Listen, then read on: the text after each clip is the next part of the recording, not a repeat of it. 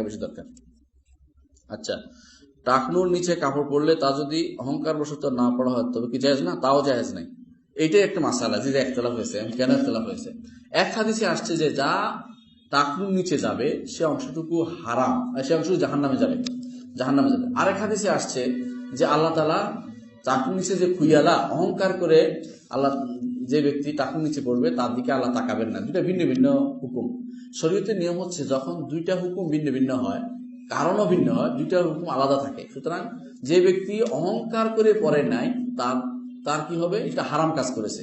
আর যে ব্যক্তি অহংকার বাদে করেন না, সেটা মতো পানি চাকুর নিচে দিয়েছেন, তাকে হারাম কাজ করেছে। আর যে ব্যক্তি অহংকার করে করেছেন সে হারামও করেছে, আর আল্লাহ তাআলা তার দিকে অতিরিক্ত একটা গুনার কাজ হচ্ছে আল্লাহ তার দিকে তাকাবেন না, অর্থাৎ তার প্রতি আল্লাহ তাআলা হাসরের দিন দেখবেন না, সেও আল্লাহকে দেখতে পায় কিনা সন্দেহ। মানে এটা এর উল্টা প্রতিক্রিয়া আসবে, অতিরিক্ত গুনার কাজ হয়ে গেছে। সুতরাং কখনো মনে করার সুযোগ নাই যে আমি তো অহংকার করে করছি না। আরেকটা কথা মনে রাখবেন, আল্লাহ রসুল বলেছেন আপনাকে টাকনুর উপর রাখতে। আপনি যখনই এর বিপরীত কাজ করছেন এর অর্থই হচ্ছে যে আপনি রসুলের বিরোধিতা করছেন, এটা একটা অহংকার। যতই আপনি চেষ্টা করেন না কেন, এটা অহংকারের বাইরে নয়। চেষ্টা করলে আপনি বলেন, মুখে যতই বলেন না কেন, আসলে অন্তরটা অহংকারে পূর্ণ আপনার।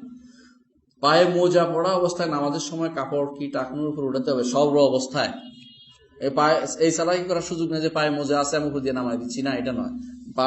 এটা টাকনুর উপর উঠবে। নিচ থেকে যেটা উঠছে এটা আলাদা হুকুম, উপর থেকে নামার ক্ষেত্রে টাকনুর নিচে যেতে পারবে না। ঈদের নামাজ